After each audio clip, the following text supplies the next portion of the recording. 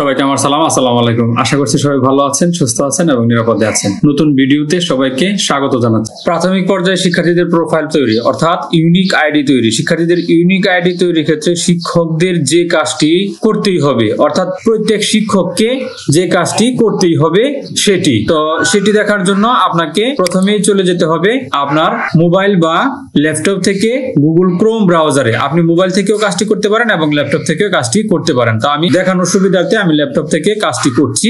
আপনি একটি browser open করে নেবেন। আমি এখানে গুগল ক্রোম ব্রাউজারটি ওপেন করে নিচ্ছি।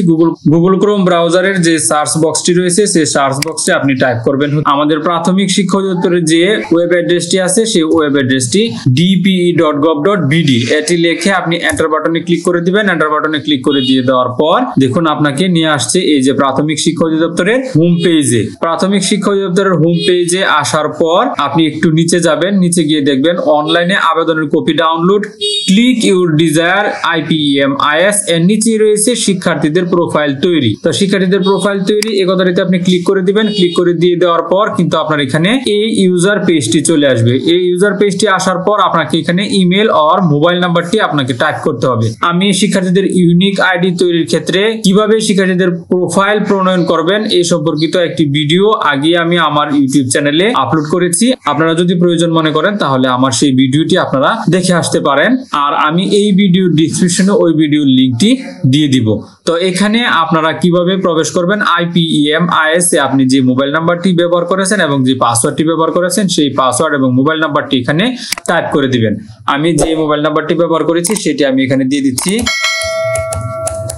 এবং যে পাসওয়ার্ডটি আমি IPEMIS এ ব্যবহার করেছি সেই পাসওয়ার্ডটি দিয়ে দিচ্ছি। দিয়ে দেওয়ার পর দেখুন এখানে লগ ইন করুন কথাটি রয়েছে, লগ ইন করুনে ক্লিক করে দিবেন।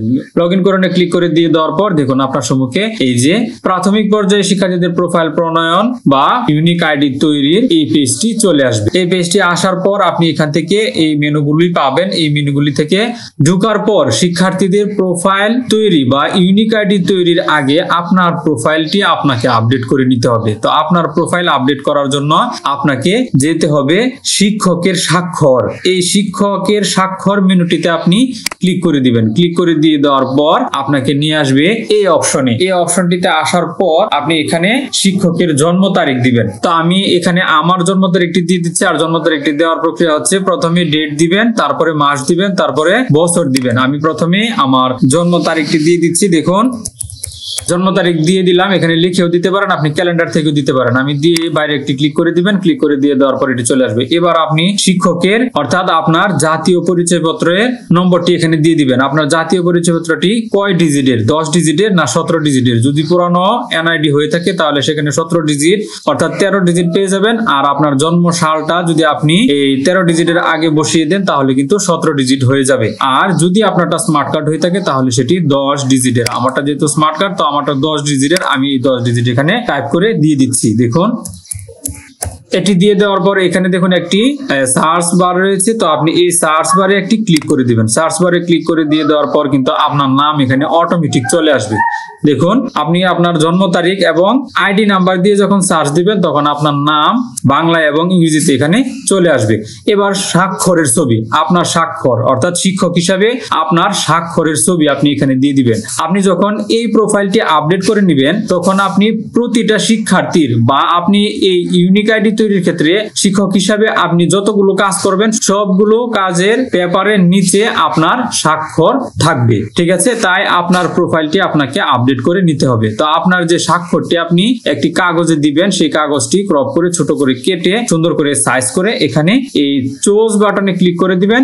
আবার আপনার এই স্বাক্ষরের ছবিটি আপনার মোবাইলেও রাখতে পারেন। আর যদি ল্যাপটপ থেকে দেন তাহলে আপনার মোবাইল থেকে সেই ল্যাপটপে আপনার সেই ছবিটি পাঠিয়ে দিবেন। বা আপনি এখানে ক্যামেরা রয়েছে, আপনি এই ক্যামেরা থেকেও ছবি তুলতে পারবেন। তো আপনি আপনার স্বাক্ষরের ছবিটি এক জায়গায় স্বাক্ষর দিবেন, একটি কাগজে স্বাক্ষর দিবেন, স্বাক্ষর দিয়ে মোবাইল দিয়ে ছবি তুলবেন। ছবি তুলে আপনার মোবাইল দিয়েও কাজটি করতে পারবেন, এই ছবিটি আপলোড করতে পারবেন। আবার মোবাইল থেকে ছবিটি ল্যাপটপে নিয়ে আসবেন, নিয়ে এসেও আপনি সেখান থেকে সেই ছবিটি এখানে আপলোড করতে পারবেন। তো আপলোড করার জন্য এই চুজ ফাইলে ক্লিক করবেন। চুজ ফাইলে ক্লিক করার পর আপনি ছবিটি যে জায়গায় রেখেছেন, অর্থাৎ আপনার সিগনেচারের ছবিটি আপনি যে জায়গায় রেখেছেন সেই জায়গায় চলে যাবেন। আমি এখানে রেখেছি, দেখুন এটা আমার সিগনেচারের ছবি। তো আমি এখানে এটা সিলেক্ট করে দিব। সিলেক্ট করে দিয়ে যে ওপেন কথাটি রয়েছে এই ওপেনে ক্লিক করে দিব। ওপেনে ক্লিক করে দিয়ে দেওয়ার পর দেখুন আমার এখানে কিন্তু আমার সিগনেচারটি চলে আসছে।